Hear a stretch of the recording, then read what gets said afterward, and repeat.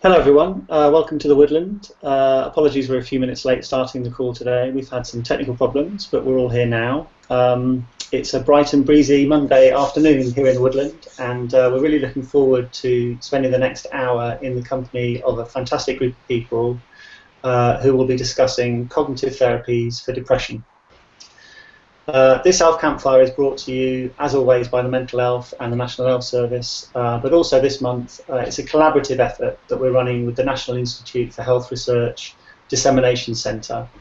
They've recently published a web highlight on cognitive therapies for depression, and a highlight is a set of web pages which presents the latest NIHR-funded research on in this case, CBT, computerized CBT, and mindfulness-based cognitive therapy for depression. And we've blogged about 3 trials that are included in that highlight. That's the CoBalT study, the REACT study, and the PREVENT study. And today we're going to be hearing from researchers from the CoBalT and PREVENT trials. And we're going to be talking generally about cognitive therapies for depression. So, to start the call, we've got a presentation from Tara Lamont, and she's from the NIHR Dissemination Centre. So, Tara, before I hand over to you, I'm just going to try and bring up your slides on the computer. So just bear with me 1 second while I try and do that. So please let me know if you can see those slides okay. Yep. Is that okay for everyone? Can you see them full screen? Yeah, that's fine for me. Okay, great. So, over to you, Tara. Great, thanks, Audrey. So, I'm Tara Lamont. I'm Deputy Director of the NIHR Dissemination Centre, which is quite a new outfit. The NIHR, the National Institute for Health Research itself, has been going for around 10 years as essentially the research arm of the NHS. So it spends around £1 billion a year on a wide range of research, from quite basic biomedical science through to more applied research, the kind of clinical effectiveness studies that we're talking about today, but also work on service delivery areas. So we've funded work in the past on topics like evaluating peer worker support and trying to understand increase in rates of involuntary admission. So if I could have the next slide, Andre. The Dissemination Centre we've been going now for about 9 months, and we're quite a small team of people working across NIHR, and our aim really is to try and get evidence to some of the key decision makers in the NHS in health and social care, and using some of the same techniques that mental health and others are using to try and increase our reach, really. So one of our aims is to try and get the research, particularly that funded by NIHR, but not exclusively, to get that to people who might not regularly read academic papers and the like. So one of the ways in which we do that is we produce something called Signals, where we have summaries of recent, largely reviews of evidence, so secondary research where there's an overview of published research, with extra commentary and context from people in the service who might be particularly interested in that research. And if you're interested, we produce about 3 or 4 of these a week. Probably around one of those will be on a mental health topic every week. So we've produced around 30 signals, which will be of particular interest to mental health practitioners and service users. And if you're interested, you can go to our website and sign up for our mailing list for signals, just picking the mental health ones. But we're here today, if I could just have the last slide, Andre, to talk about, as Andre said, a highlight. So what we try and do is, where we've got some recent NIHR studies which are linked in some ways to each other and we think could be of interest to particular audiences. We try and bring them together in a web page or in a themed review on a particular topic. And in this case, we published a highlight just at the end of last week on talking therapies for depression. So trying to pull out some of the key findings from these 3 trials and to add to that with commentaries, with some blogs from patients and others, from a podcast, from a clinician and researcher around what the research means to them. And I think one of the things I would say before we start in the meat, if you like, in discussing certainly 2 of these 3 studies in some depth with the researchers, is that I think it nicely illustrates what the NIHR adds, that these are 3 big pragmatic trials involving sort of 400 to 700 patients in the real service setting. And they're addressing real questions and uncertainties for GPs, for mental health practitioners around what treatment should be offered to which kinds of patients and when and in which combinations might be promising. And these are the kind of trials that might not be attractive to charities, to industry and to other funders, but very much addressing NHS uncertainties. So we very much put it together. My colleague Tansy Evans has done much of the work here, and we hope to stimulate some of the wider debate in and around these important new research studies. Great, thank you very much. We can stop this and come back to the video for everyone. Okay, thanks very much. It's great to be partnering you on this and bringing the mental health audience to the NIHR Dissemination Centre work and to these 3 studies in particular. Okay, so what we're going to do next is just do a quick introduction for everybody else who's on the call, so people can see who's joining us. We're still waiting for one of our speakers to join, so we're hoping that Willem Kaken will be with us and overcome his technical problems at some point in the next few minutes. But Chris Williams, maybe we could start with you and ask you to just introduce yourself and tell us a bit about your involvement in this area. I'm Chris Williams. I'm a medic, a professor of psychiatry, psychosocial psychiatry at the University of Glasgow. I'm also currently the president of the MBCT, which is a large cognitive behavioural therapy organisation, and I research and also teach CBT. Great. Thanks very much, Chris. Thanks for joining us. Joanna Christea is joining us. Where are you today, Joanna? Hi, I'm in Cluj, Romania, and I am here as a blogger for the mental health, and also I'm also trained in CBT, and so my interest started as a practitioner, but now it's more of critically approaching CBT studies. Great. Thanks very much for joining us. Joanna wrote a blog last week that we published on the mental health, which was a kind of summary and review of the NIHR highlights, so that's something that we're going to be talking about later on. Okay, and Chris Sampson, who's joining us from, are you in Nottingham today, Chris? I'm in London today. Oh, okay. I am a health economist at the University of Nottingham, based in the School of Medicine, and I work on a NIHR Clark randomised controlled trial of collaborative care, which incorporates CBT and optimised pharmacotherapy, so that's kind of where my interest comes from. And I've been an ELF for a number of years, and I blogged about the CoBalT study, which we'll be talking about shortly. Yeah, one of our long-standing ELs, and another one of our long-standing ELs is Sarah McDonald. Hi Sarah, thanks for joining us. Hiya. Hi, so I'm here I suppose with 2 hats on. I currently work in research at the University of Nottingham, and I'm in Nottingham. But I formerly worked as a clinical psychologist in adult mental health, doing a lot of work with people with more severe and complex presentations, I suppose, of depression, including treatment-resistant depression. And yes, I have been blogging on several papers pertaining to today's discussion. So I'm very interested to get going. Great, thanks a lot. Nice to have you on the call.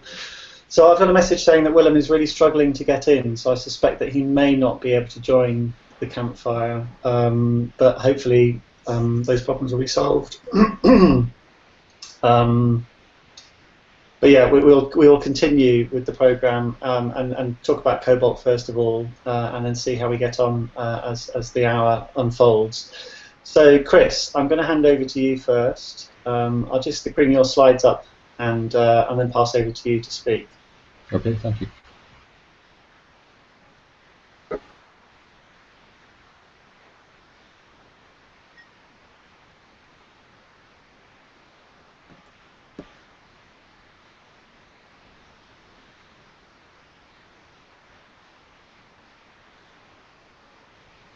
Okay, hello everybody.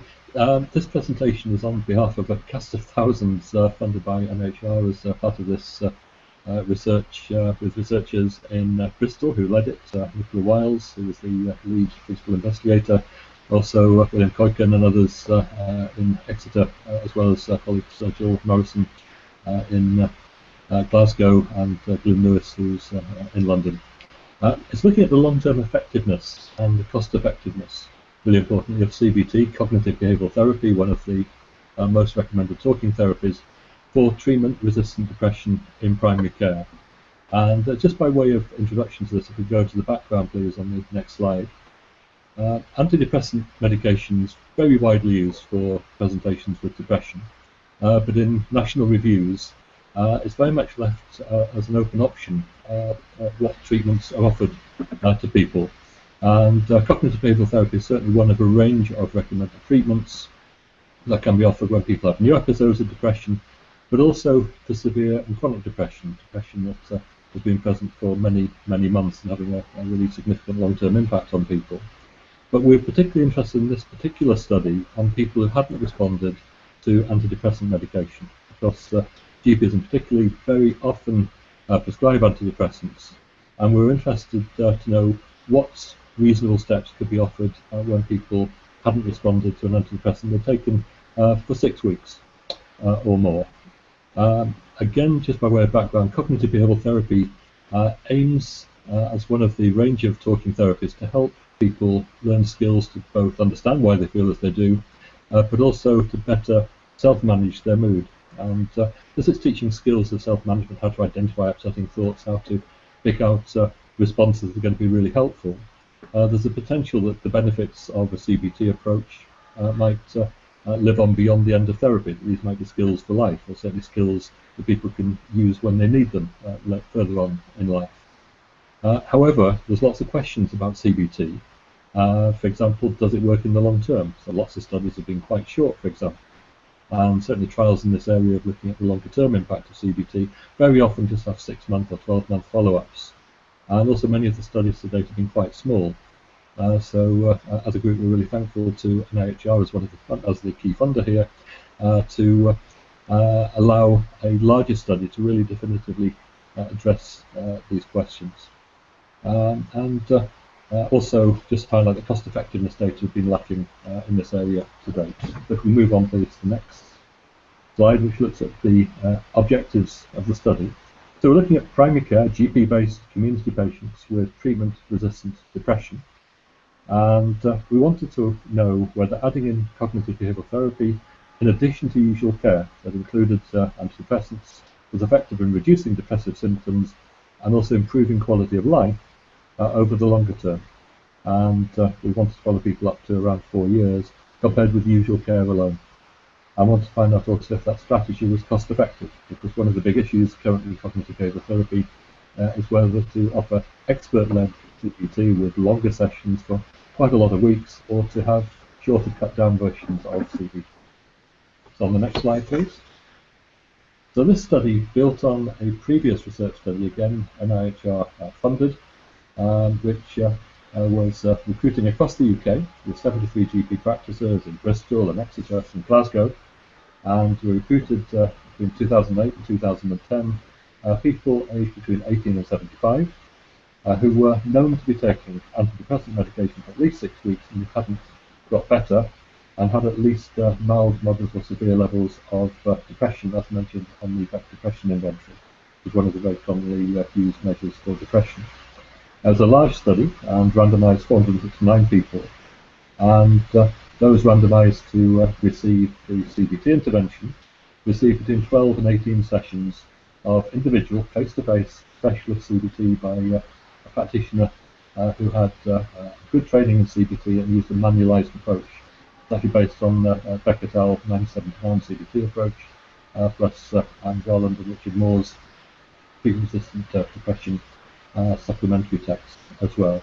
And of course, people could have all the usual care they normally would have. And we then published a paper looking at the first 12 months, but this current summary is looking on beyond that for the 430 people who were followed up to 4 years afterwards. So if we move to the next slide, please. So to follow up people, we contacted all the practices, and of course some people were uncontactable because they died, or GPs felt it wasn't appropriate to contact, or we weren't able to track them down through address changes. We then had a mailing that went out to the person's house, and also supplemented by a telephone interview in order to follow up what their experience had been in that 4-year period. Move to the next slide, please. And the main outcomes were really interesting, is whether the improvements that we'd seen in the initial study, the initial CoBalT study following up for 12 months, were maintained. And in that first study, there was a significant improvement in terms of depression. That was effective and cost effective. We wanted to find out if the same primary outcome, the depression eventually continued to be improved. We also looked at secondary outcomes, analysing the BDI in terms of whether there was a 50% reduction in score compared with baseline 4 years before. Wanted to find out who'd remitted, whose BDI scores were very low, below 10, and also the percentage reduction in BDI. We also looked at another rating scale for depression, the patient health questionnaire 9, and anxiety score, CAD 7, general anxiety depression 7, and the SF12, which is the quality of life measure. Please, if you can go on to the next slide. This is just a diagram showing the flow of the 430 potentially eligible people and the numbers who completed the questionnaires. And next slide, please. This is a CONSORT diagram which describes the flow through the research.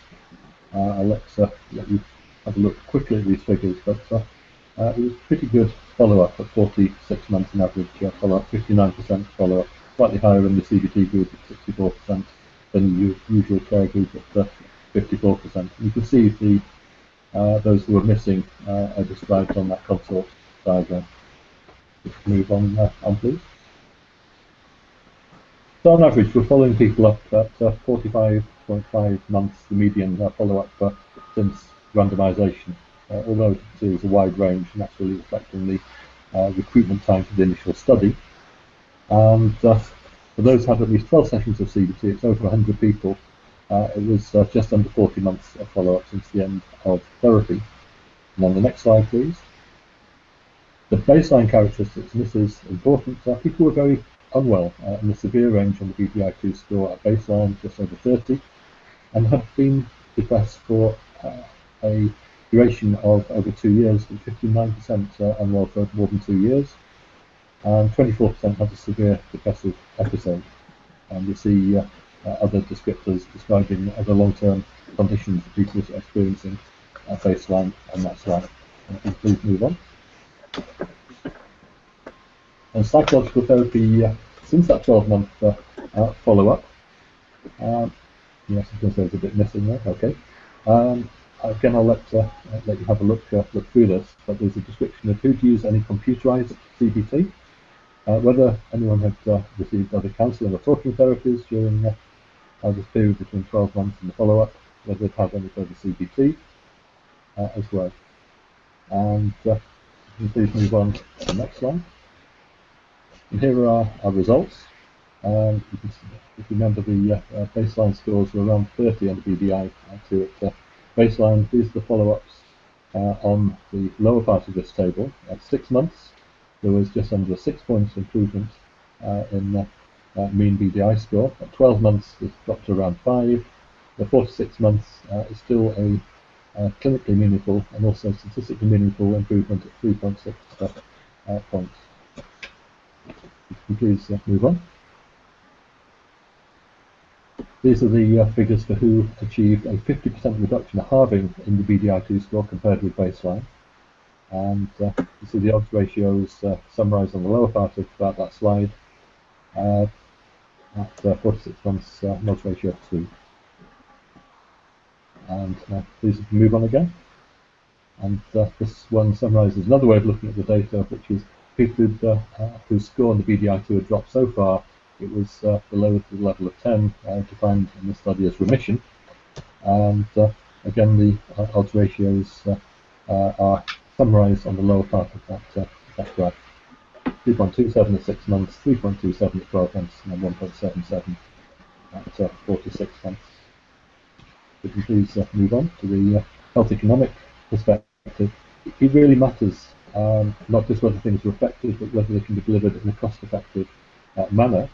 The costings for the health economic aspects were done including both health service perspectives and also personal social care perspectives as well, and looked at use of health services, including GP and practice nurses and others, use of medication, antidepressant medication, also hospital visits and contacts that were mental health related, also social work, daycare, home health related to mental health problems. And please move to the next slide. So the mean annual cost, I'm afraid this slide I think is in US dollars rather than cost in pounds, but I've got a summary in pounds coming up in about 2 slides time. You can see the mainstay of the costs are primary care costs, antidepressant costs and hospital care costs, but CBT being added in the intervention as an additional cost on top of that. So can please move on. But has that added cost led to benefit to the person, to the individuals? This is one way of recording that or summarising that, looking at the quality of life gains using QALYs over 4 to 6 months. In practice, there is a improvement that's equivalent to an extra 19 days of full health per year in those who receive the CBT intervention. You can please move on to the next slide. And here is a summary of the various different costs of the intervention. And the intervention itself came in at £343 on average per patient, which for 12 to 18 sessions, CBT is, I think, a very good cost. You can see the total costs are £885 for the intervention, and £604 for usual care, so it is higher, but there's a cost per QALY gain because there's a gain in quality of life. It's possible to calculate the cost per QALY gain, which is just over £5,000. It's a high likelihood that is very cost effective in terms of what National Institute of Clinical Health and Excellence would recommend for rollout within the NHS. And just move on to the next slide, the summary. Just really in summary, CBT as an adjunct to usual care seems to be in this study an effective treatment for primary care patients with treatment-resistant depression over the long term. It reduces depressive symptoms, it improves quality of life, and that's true at an average of up to 40 months after the end of therapy, far longer than most studies have looked at. It also represents good value for money from the perspective of a healthcare provider. And if you please move to the next slide. Various implications. It does seem to be in this study support for this being an effective intervention for people who are not responding to antidepressants. I guess there's all sorts of implications we can come back to about whether clinicians discuss referral to CBT for those on antidepressants when they've not been effective, and also discussions around increasing access to psychological therapies, for example, about the balance of high and low intensities within that. And there's going to be obviously challenges for how this sort of delivery could be delivered in practice. And just the final slide, please. I thought I'd put up a conflict of interest declaration that I've got various different conflicts as president of a CBT organisation and also author of various resources that are sold as books and online packages. So I thought I'd mention that too. Thank you.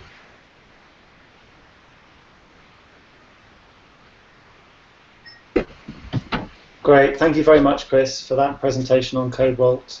Really interesting and very good to hear. We have a little more time than we suspected because Willem unfortunately isn't going to be joining us. So I've given you a few more minutes there to talk about CoBalT there in a bit of detail. What I wanted to do now was to hand over to Sarah McDonald and to Chris Sampson, who I know both blogged about the CoBalT study on the mental health. And really give them the floor to ask any questions they have for you. We may also have some questions coming in via Twitter, via our ELF Campfire hashtag. So I'll have a look at those while you're speaking and see if there's anything else. But Sarah, over to you first. What's your response to Chris's presentation? Can you hear me okay? Just to check that out first. Yes, you're fine. Great. Okay. Thanks very much, Chris. Really, I think it's a really interesting study, and I suppose I have a further question from a researcher point of view about the long-term design of the research. But I suppose just to kick off, just to unpack a little bit more about the target population. I know there's quite a lot of discussion about what we mean by people with treatment-resistant depression, and it occurred to me that in your samples there was quite a spread of severity and quite a spread of duration of depression symptoms. So I wondered whether, kind of probing a bit more into your findings, whether there was any relationship between the outcomes and either the severity of the depression symptoms at the start and or the duration of depression of the people who participated in your study, and what kind of gains were made. Yeah, I can't answer that in detail just now. If you did send it in as an email, though, I'm sure we could look at that. I can liaise with Nicola Wiles about that. But I think you're quite right to raise the issue, because severity really matters. It matters for the individual. It also matters for picking up people who improve or don't improve with CBT in general. I think it's often easier for people to engage in CBT approaches when they have milder symptoms. It's part of more severe symptoms as it becomes difficult to concentrate, it's difficult to focus, it's difficult to motivate, self-motivate and stay motivated. But that, I think, also is one of the main reasons why this approach is potentially particularly apt. That one-to-one face-to-face therapy hopefully can really be a good adjunct for helping people's learning of the CBT approach and putting it into practice, particularly at times when they get stuck. So for me, I think it's likely that people with more severe problems will, in terms of higher depression scores, might find it difficult to make changes to begin with, but because of the choice of the intervention, which included cognitive interventions, looking at thinking and negative thinking that can put people off and talk you out of making changes, but also behavioural ones to try and have some changes in activity that people do in order to hopefully notice at least some benefit early on. I think that's a double benefit potentially of having those weekly sessions. It also went on for longer, and I think one of the problems with severity is particularly if it's mixed with complexity, can often get stuck. By complexity, I mean, for example, if there's lots of other things going on in life, if your antidepressants have been changed lots in the past, if you've got a few supports around you, for example. And again, I think this is one of the reasons why having the weekly check-ins with the therapist can be particularly helpful, because again, I think for complexity, the overview of evidence would suggest that a higher intensity specialist intervention, which is really bespoke to the person, can really be helpful.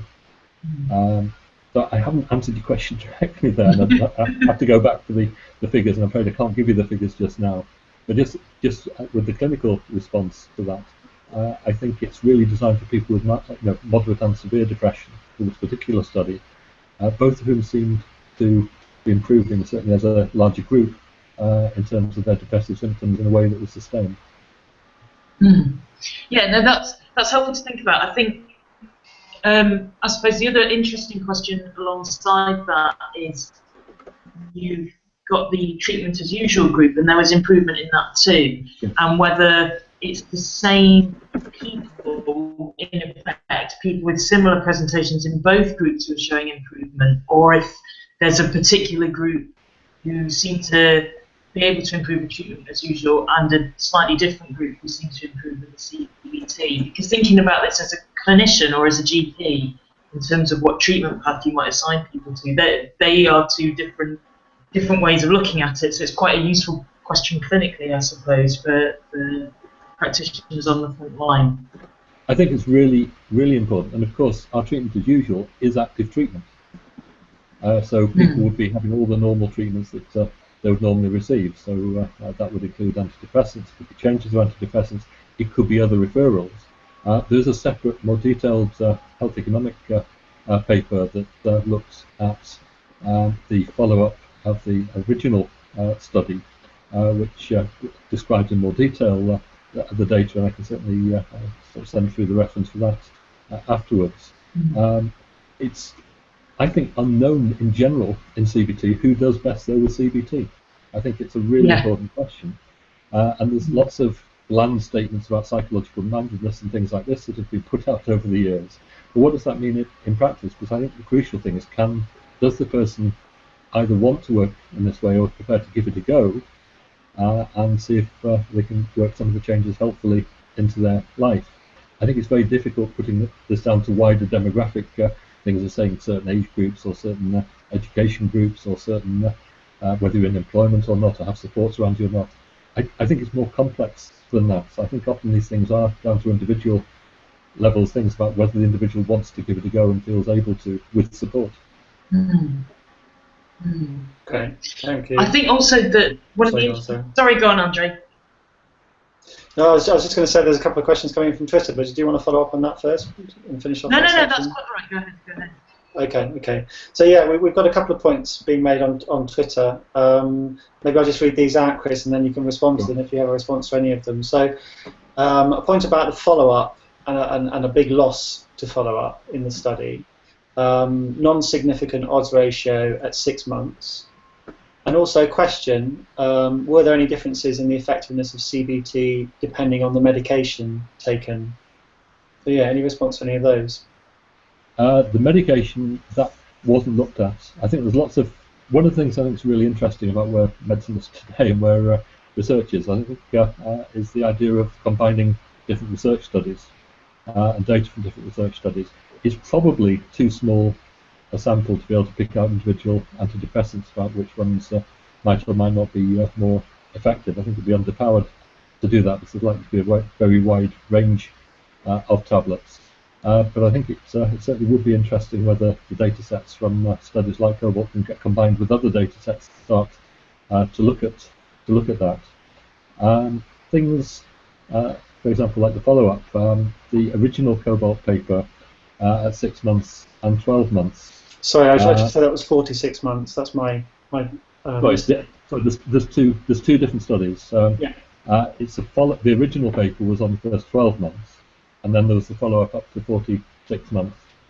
I'd need to just look out the papers, and that would distract me just from this conversation to pull out the stats on it. But certainly the overview over time, as the CBT intervention's been helpful in a sustained way, and certainly the qualitative paper that's been done alongside this seems to suggest that many people have been able to continue to use CBT interventions within it. I need to pull out the papers for the odds ratio at 6 months, etc. Okay, so but the non-significant odds ratio at 46 months, that was in your slides, I think. I don't think, was it non-significant? I don't think it was. Okay, so I'm relaying a question from Twitter. Maybe they've made a mistake. But yeah, that was something that was picked up. I'll check that later, but I thought it was significant. Okay, thank you. I should say that all the presentations and any follow-up discussions that happen will be shared on the website, on the Campfire page. If anybody that wants to go and look at this in more detail afterwards can do that. And also the video here that we're recording will also be available now.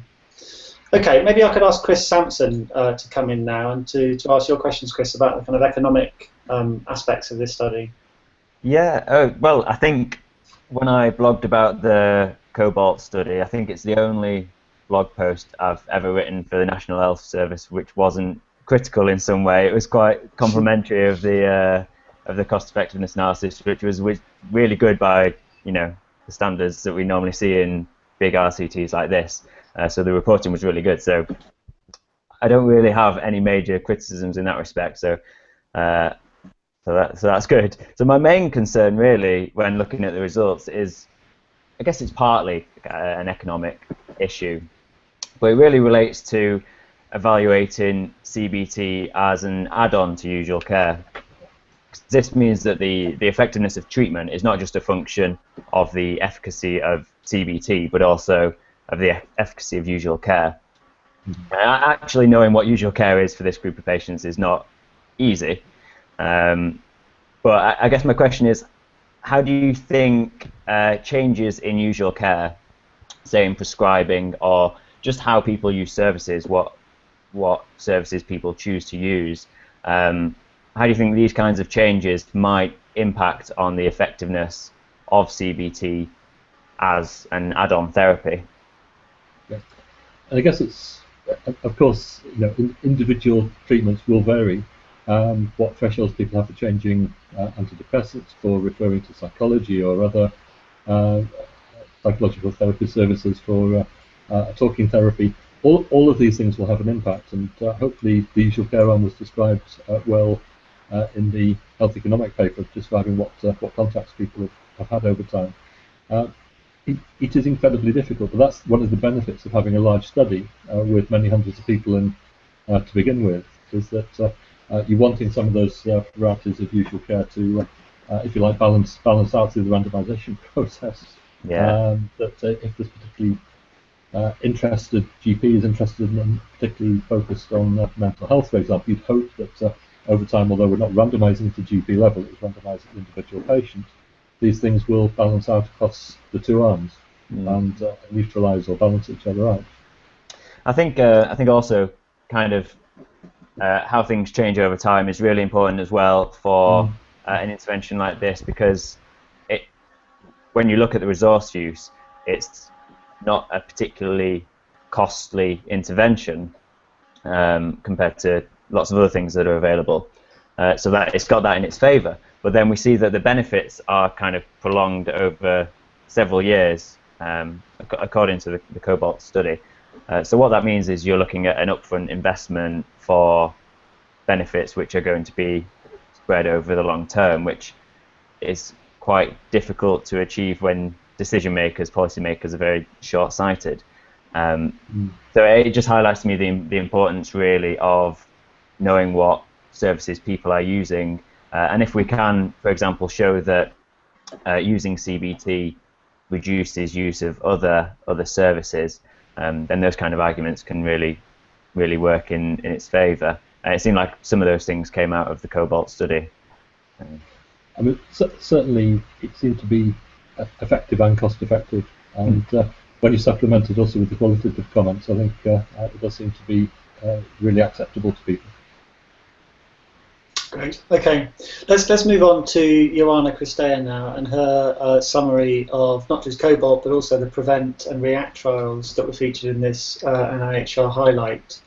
So Joanna, I'm just going to bring up your slides now. Okay. And so bear with me for a second. Just going to go a little bit awkward like for a minute. There we go. Can everybody see that? I can't see them. Sorry.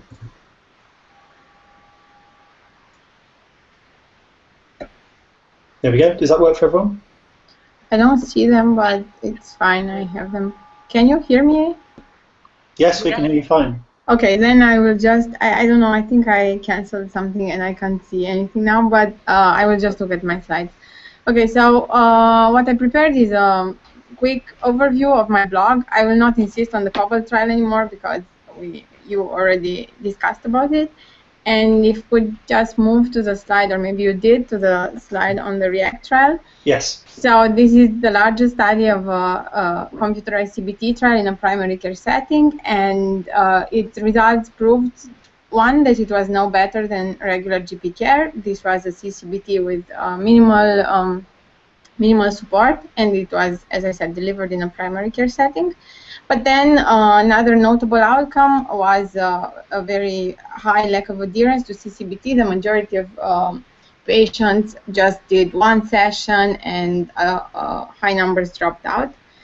And I think that in my blog, I said that I think that the way this trial is presented in the NIH highlight is a bit too mild and too rosy. So I think that it should be acknowledged that the results were not what they were expected to be. And then even if we can come up with plausible explanations of why this didn't happen, that maybe there was not enough support, and maybe if patients had done all the sessions, that would have been the outcomes would have been different. These are just inferences that need to be tested. So what this trial says is that CCBT delivered like this is not very useful because patients don't engage and don't have benefits over GP care.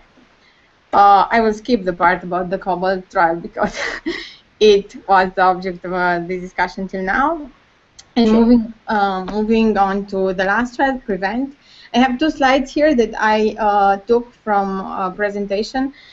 You have the source on the bottom of the slide because I think it would be important to clarify for our audience as well, for the ones in our audience that don't know, the difference between superiority trials on one hand, like the PREVENT trial, and equivalence and non-inferiority trials.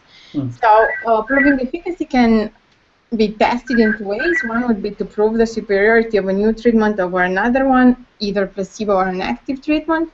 And another way would be to show equivalence or non-inferiority of a new intervention in regards to one that exists and is already efficacious. And if you could skip to my next slides, this gives us three types of trials. A superiority trial, determining whether there are clinically relevant differences between two interventions.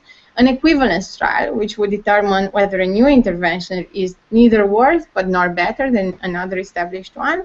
And non-inferiority trials, which would determine whether a new intervention is not inferior, is not significantly worse than an established intervention. Now, PREVENT was a superiority trial, and it showed no differences between MBCT, so mindfulness-based cognitive therapy, with support to taper or discontinue antidepressants, as compared to maintenance antidepressant medication, either on time of relapse or recurrence for depression over 24 months. On the other hand, there's another trial that just came out, I think, last week or 2 weeks ago in the British Journal of Psychiatry, which is a non-inferiority trial. The acronym is MOMENT. And it also looked at MBCT with discontinuation of antidepressant medication and compared it with the combination of MBCT and maintenance medication, and showed that MBCT alone exceeded the inferiority margin for both depressive relapse and recurrence over 15 months. Now, maybe looking at this graphically is easier. So if you could just have the graphic of the PREVENT, you can see the survival lines. They are very close to each other. So this basically says there is no superiority of mindfulness-based cognitive therapy, which is what this trial was aimed, designed, and analyzed to show. On the other hand, if you could go to the next slide, this one shows no non-inferiority of MBCT, and if you can see, the dotted line is the non-inferiority margin, and you can see that both the intent to treat analysis and the per protocol analysis, in parentheses, for non-inferiority trials, per protocol analysis are the ones that are more conservative, so they are the ones that we should rely on more, but both of them exceed the non-inferiority margin. So basically what this says that for MBCT we have no proof of superiority, but we also, as compared to medication, but we also have no proof of non-inferiority as compared to the combination between MBCT and medication. So as a conclusion, I think that we can all agree that for both computerized CBT and for both mindfulness-based cognitive therapy, we are no longer speaking about promising treatment. They have long ago moved up from this category, so they're not in the beginning, at the beginning, so to speak. But I think that maybe we can ask the question whether this promise might have been a bit overblown. And because my blog was very noted for the use of a word adulterated, which basically means sugary, I put here a little drawing of a cookie man with too much sugar. Thank you. Thank you very much, Joanna. That's fantastic. Yeah, adulterated. We all learned a new word last week. I had about 300 tweets about that, so thank you for educating us on that. So yeah, I want to kind of open up the floor, I suppose. So maybe Tara, you could respond to Joanna's early point there about REACT and the way that REACT was presented in the highlights. So there's something here about interpretation of that evidence in a kind of clinical setting, and maybe kind of slightly over-egging the evidence in the way that you did that highlight. That's a fair summary, Joanna, of what you're saying. Yeah, no, I think the blog was helpful and very much, you know, focused on the sort of the critical appraisal which, you know, should be applied to the summaries as well as the studies themselves. I guess part of our task in the Dissemination Centre is we're wanting to answer the questions that people in the service are actually asking, and to understand these studies in the context of use. So we know, for instance, that, and Chris Williams and others will know much more than me, but that computerized CBT has really taken off and is very common and is widely accepted by practitioners. So I guess part of the framing of our account of REACT was in just you know, providing explanations of why the results might have seemed in some way counterintuitive or surprising to those in practice. I think, as with all studies, it raises more questions as well, and in fact the same team is carrying out a follow-on study, because one of the important points in REACT was just about the fact that without support or without clinical support, most people didn't complete the course. So that was one of the kind of key findings. And in the follow-on study, REACT 2, which should come out later this year, there'll be a trial looking at the effect of having weekly support from a practitioner rather than just the technical support for someone doing a computerized, an online CBT course. I think the other thing I'd say for the highlight generally, and from the discussion that we've had just now, is yes, that often, you know, robust studies, they address one particular, you know, perhaps slightly narrowly framed aspect of a question. In practice, people will probably try a bit of this and a bit of that, and there won't be the strict inclusion and exclusion criteria that there are for research trials. But what we've underlined is the complexity of treatments, and, you know, the difficulty of doing sort of head-to-head comparisons, particularly when different combinations are offered, when there isn't such a thing perhaps as a standard care as usual. And the other dilemma, I think, which is not a reason not to do research in this area, but is a real challenge, is the fast change of technology, and how do we address that with these robust 3 to 5 year trials that we want and need.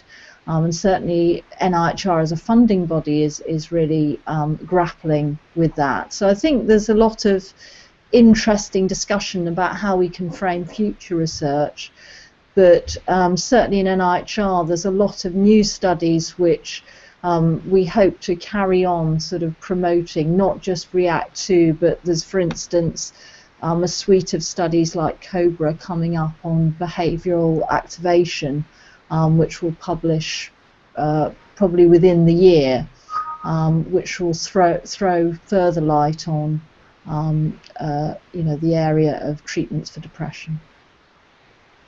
Great, thank you, Tara.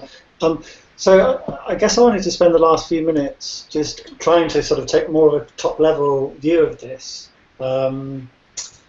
a lot of the discussion has been very technical. We've looked at lots of statistical aspects of the trials. But I think for a lot of people watching this, one of the questions will be, you know, so are cognitive therapies for depression a good thing? What's the most interesting area of research that we're working on at the moment? You know, what are some of the challenges facing researchers in this field? I wondered if people could respond just generally on that sort of level and give us a bit of a view of what's going to be happening over the next couple of years in this area. Who would like to answer that? I can make a comment on Sure, that. yeah, please do, Chris. I think there's huge amounts of questions still remaining about who needs what type of CBT, because just in this discussion today, CBT's got lots of different sizes and shapes, everything from the original Beck et al. One-to-one therapies, through to computers, through to books, bibliotherapy, through to classes and groups. There's all sorts of different sizes and shapes for working in this, and I think it sometimes can be quite helpful to think of CBT in terms of a learning model. Think about how we as individuals have learned over the years. We learn sometimes by reading books, we learn sometimes by going to a lecture, we learn sometimes by online things, or one-to-one with a teacher teaching us one-to-one. I personally see CBT as very much like that. It's a challenge of learning about how do you like to learn. And some people naturally gravitate to reading, others hate reading or struggle to read. It's the same with computers. Lots of people naturally turn to computers and Google, etc. to try and answer questions, but others wouldn't do that. Some people absolutely prefer the idea of going to classes, others would run a million miles. And it's the same for one-to-one. Many people certainly benefit from one-to-one work as in CoBalT, but sometimes people really struggle with that. It might be hard to travel, it might be hard to talk. People are more private and don't want to discuss things. So I think it's hugely down to how do you like to learn, as well as do you have depression. I think it's all about engagement. I think React's a great example that I'm sure those people who are really motivated and wanted to work their way through the package probably got things from them. But it's so hard sometimes to make changes when you're depressed. And adding in support, tutoring, mentoring, however labelled, does seem to be really important for quite a lot of people, because it's easy to get stuck and demotivated and give up. And that's true of all types of therapy. Thank you. Yeah, absolutely. Joanna, I wondered if you had something to kind of say to summarise this general question from your perspective. So I think from my perspective, I'm sorry to be always the critical person. I do accept that these are complex issues and there's a lot of complexity involved, but then for the rest of us who as researchers, practitioners, just remain to read and interpret these trials, I think it is really our prerogative and our duty to be critical. So for instance, in my opinion, at least from having read the PREVENT trial and compared it to other trials, I think that even if it was a large trial, it doesn't say as much as it could have said. And in the same way, I think that this guideline was just too optimistic, and it presented therapies that are already being recommended in a very rosy way. It's very hard for members of the audience to interpret things like there is a new trial coming out when they don't really have access to it. So it's very hard to project yourself in this kind of thing. So while I accept reality is complex, and of course it's a huge effort to run this large trial, and there will always be criticism, I also don't think that we should just bow before this complexity and not try to enter the more critical aspects. Well, where does that leave us? I mean, a lot of the discussion on Twitter last week, following on from your blog, was saying, so none of these things really work.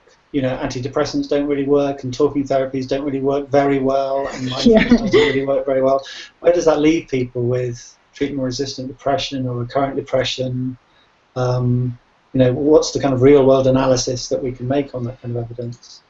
Yeah, I think that's a great question. So it's everything works and nothing works as well as it's advertised to work. I don't know. I think that clearly there's a lot of promise, as you said, in mindfulness-based therapy, and there's a lot in computerized CBT and probably delivered with support, it would have better outcomes. So it's not that this is leveling the field in any way. It's just that I think these aspects need to be underlined. It's not. I think that, for instance, with MBCT, the jump from promising to very promising to almost widespread dissemination, I'm not saying it necessarily institutionally, although also institutionally, but at least in the minds of many people in the public, has been very fast, and maybe the speed for this advance was not justified. I know that Willem Kijken would have a lot to add to this discussion, so it's really frustrating that he wasn't able to join us. I know that he was trying really hard and there were technical problems that couldn't be overcome, so yeah, apologies, Willem, that you weren't able to join in. I hope that we can carry on this discussion on the blog and on Twitter after today. But we're out of time, so I'd just like to thank all of our speakers and participants today. I think it's been a really interesting campfire. I know it's a discussion that's going to run and run. We've got over 300 blogs on the mental health about depression, and I think over 500 about cognitive therapies of one kind and another. So it's certainly something that frequently comes up in the research, and that we'll continue to blog about. We've got blogs coming up on CBT and on mindfulness. And Ioana, we might have to get you to blog about that moment study that you were talking about that came out in BJ Psych a few weeks ago. So yeah, thanks for joining us, everyone, and we'll sign off now. So see you next month. Cheers. Cheers.